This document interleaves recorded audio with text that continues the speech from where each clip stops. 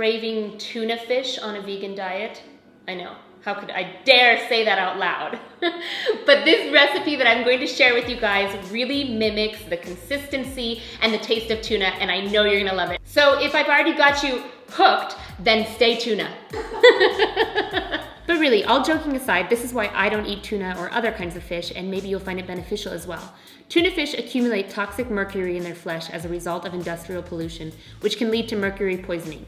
Even if you only eat half a can of albacore tuna a week, you can still consume 60% more mercury than is considered safe by the US government. And this is no joke. I actually know people personally who have gotten mercury poisoning by consuming too much fish. Eating fish is not healthy for your heart. Tuna flesh is loaded with heavy metals that attack the heart muscles, so the toxicity actually outweighs any possible health benefits of the omega-3 fatty acids. Tuna are chased in large groups, and a big net is lowered around them, and they're dragged against rocks and debris, and some of the fish just suffocate from the sheer weight of the other fish. And then not to mention that dolphins can actually be trapped in tuna nets and are often found near tuna because it is a fish they prey on. Seafood is the #1 cause of food poisoning in the US. Enough said. Then, of course, there's the issue of overfishing. 90 to 100 million tons of fish are pulled from our ocean each year. Between 1950 to 2011, worldwide catches have increased 5-fold, while the amount of fish has been reduced to half. 3/4 of the world's fisheries are exploited or depleted, and some scientists predict that we will even see fishless oceans by 2048. So there's my reasoning for why I believe we should look for recipes like no tuna that come from plants rather than fish. Okay, as always, I have the ingredients listed here. This is what you're gonna need to make the no tuna.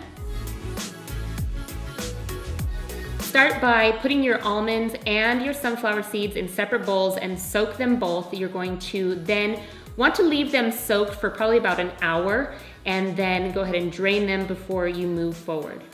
Once they've been soaked and then drained, go ahead and dump the sunflower seeds and the almonds into a food processor. Begin processing the nuts until they get like a tuna fish kind of consistency. You may have to stop, scrape the sides, and start over again until the nuts get a little bit more blended.